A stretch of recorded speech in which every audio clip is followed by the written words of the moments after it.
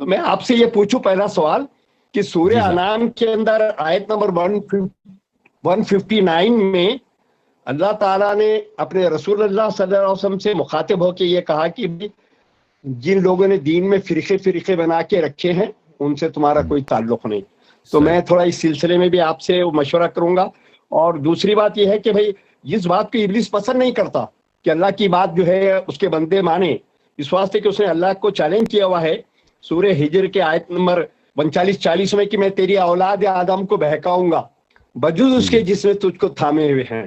تو اس سلسلے میں آپ اور یہ اللہ تعالیٰ نے اس ایک چیلنج کو قرآن میں 7 جگہ دہرایا ہے.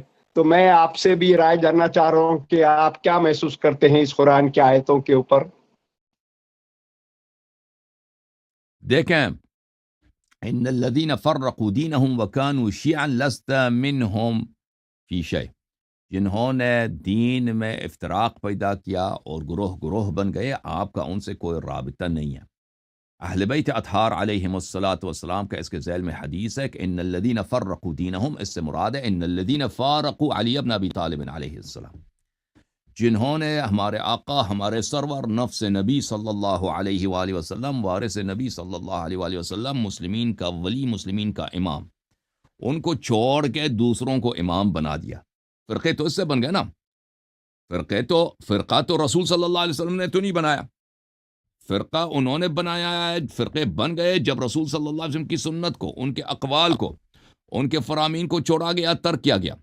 تو جب رسول صلی اللہ علیہ وآلہ وسلم نے، فاروقی صاحب، انہوں نے فرمایا کہ علی ولی کل مؤمن من بعدی، امام علی علیہ السلام میرے بعد ہر مؤمن کے ولی ہیں. ملاحظہ کریں، یہ کتاب سنن ترمذی، چاپ دار الفکر، 2005 میں چھپی ہے. یہ رسول صلی اللہ علیہ وسلم کی حدیث ہے، اور ترمذی اس حدیث کو نقل کر کے کہتے ہیں یہ حدیث حسن ہے. نبی کریم صلی اللہ علیہ وسلم نے فرمایا هو ولی کل مؤمن من بعدی، علی علیہ السلام میرے بعد ہر مؤمن کے ولی ہیں.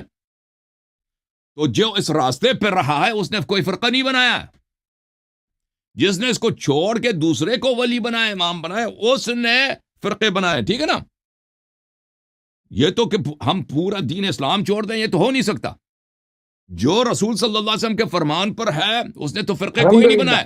ہاں، جنہوں نے نبی کریم صلی اللہ علیہ وسلم کے طریقے کو چھوڑا ہے انہوں نے فرقے بنائے. یہ کتاب فضائل الصحابہ احمد ابن محمد ابن حنبل، چاپ دار ابن الجوزی، 1999 میں چھپی ہے. ملاحظہ کریں، یہاں پر اسی حدیث 1035 کو اس کے محقق کٹر وہابی کہتا ہے اس کی سند حسن ہے.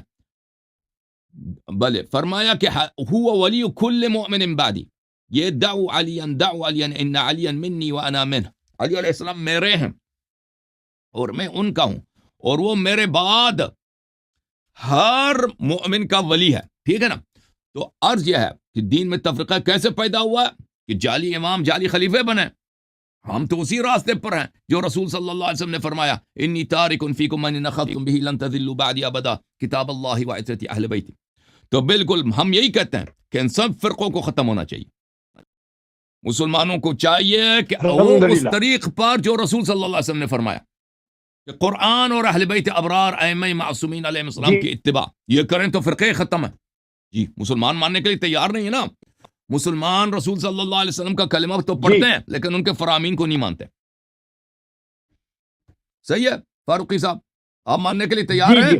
ہاں، میں سن رہا ہوں، آپ کی بات سنجیدگی سے سن رہا ہوں.